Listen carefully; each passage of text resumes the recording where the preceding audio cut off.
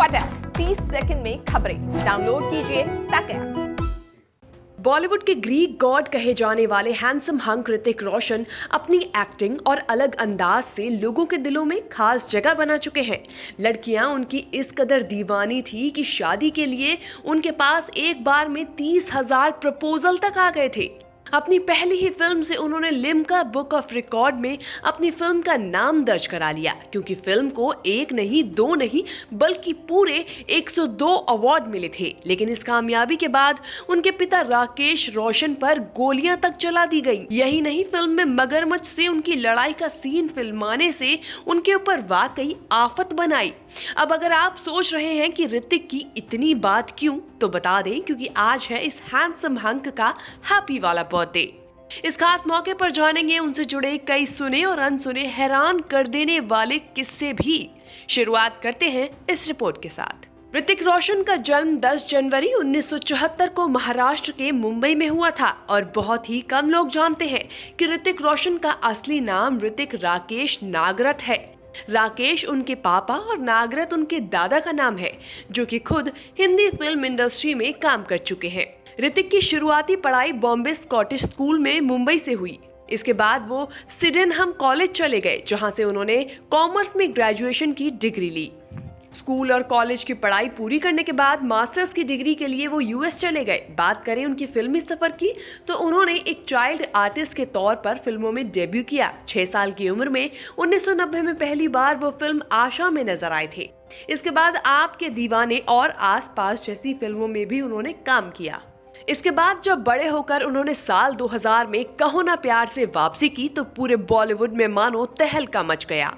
Film में उनके साथ अमीषा पटेल नजर आई थी। फिल्म ने रिकॉर्ड तोड़ कमाई की और 102 अवार्ड जीतकर लिम्का बुक ऑफ रिकॉर्ड में अपना नाम दर्ज कराया। बॉलीवुड में अभी तक ऐसी फिल्म नहीं बनी है जिसे एक साथ इतने अवार्ड मिले हों।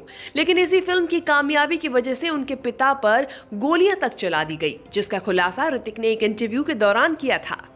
ऋतिक ने कोई मिल गया, धूम 2, क्रिश 2, जोधा अकबर, जिंदगी ना मिलेगी दोबारा, काबिल, वॉर और सुपर 30 जैसी कई सुपरहिट फिल्मों में काम करके लोगों का दिल जीता है। अब बहुत जल्द उनकी फिल्म विक्रम वेधा भी आने वाली है, जिसका फर्स्ट लुक 10 जनवरी यानी उनके जन्मदिन के मौके पर ही रिलीज किया जाएगा। बता दें, साल 2019 में उन्हें एशिया के most handsome man of the decade के खिताब से भी नवाजा जा चुका है।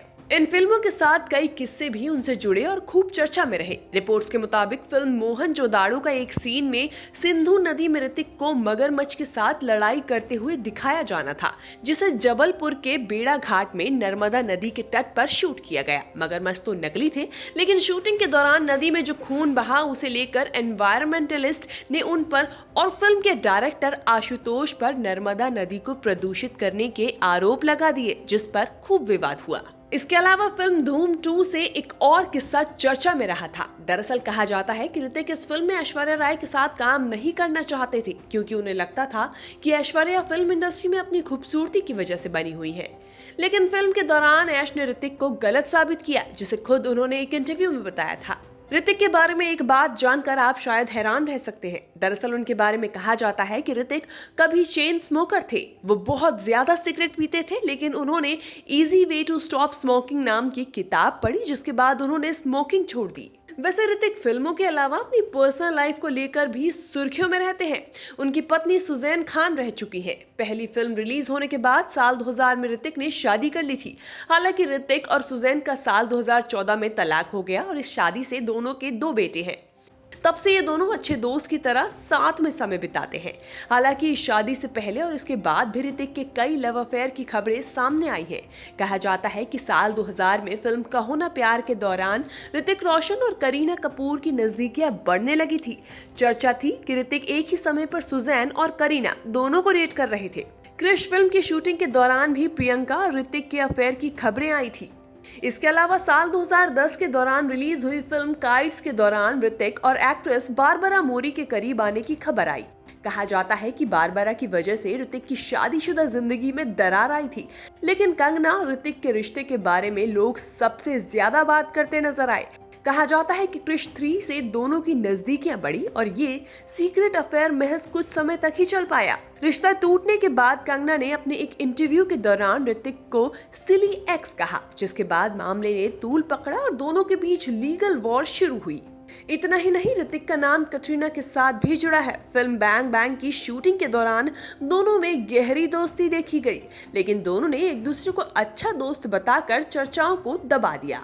तो ये तो थी बॉलीवुड के हैंडसम हंक कहे जाने वाले और ग्रीक गॉड कहे जाने वाले ऋतिक रोशन की कहानी। दोस्तों, आपको ये रिपोर्ट कैसी लगी नीचे कमेंट सेक्शन में जाके जरूर बताएं और साथ ही हमारे चैनल को सब्सक्राइब करना बिल्कुल न भूलें।